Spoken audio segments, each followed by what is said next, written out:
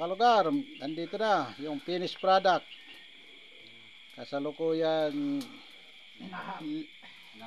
hinahalo-halo, linuluto. Nandyan na lahat ang ingredient. May gata, yan, nandyan na yung gata. Saka iba-ibang panghalo. Yan. Sige.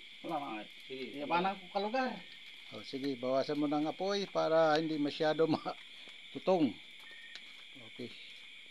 Wow, sarap niyan. Ito yung obod ng nyog na ginawa nating gulay. Ginataan. Yan na, kalugar. Ano nang saan gagawin niyo dyan? O, sige. Sige dyan, kalugar. Sige. Dito lang ako. Oops. Iso ka na.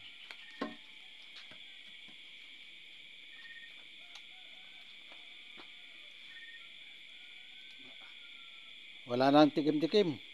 Yun na talaga ang lasa. Okay. Very good. Man mo, kalugar. Great. Oh.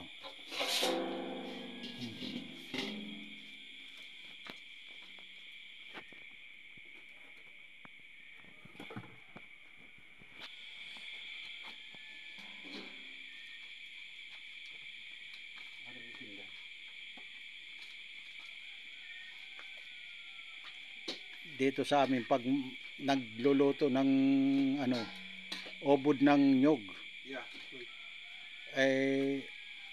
ito yung ginagawa na na lumpiang sariwa. Ito yun. Ngayon iba sa amin, gulay ginagataan pang pang malaking handaan. Yan.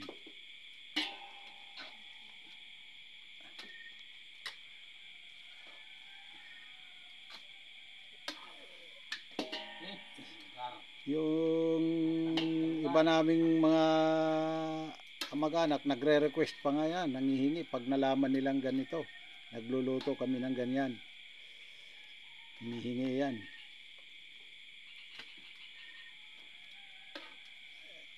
Special kasi yan, mahal talaga kasi. Isipin nyo, puno ng nyug yan, gagawin yung pinaka ubod niya, yun ang gagawin, kukunin, puputulin yung nyug. Sa mahal ng kopras ngayon, di ba? Sayang. Pero dahil kailangan namin para sa 40 days ng aming nanay, sakripisyo kami ng ilang nyug dyan? Ilang puno? Anim na puno. Yun yung nagawa niyan. Kung makikita nyo mga kalugar, yan 6 na puno yan na ginawa, na pinutol. Yan lang ang naging niya, finished product. Yan, paanohin na lang yan, palalamigyan, tapos ibabalot-balot na kasi pamimigayan sa mga makikipagdasal.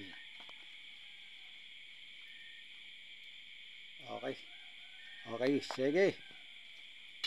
Magandang umaga ulit mga kalugar. Maupay nga aga. Hanggang dito na lang. Bye-bye.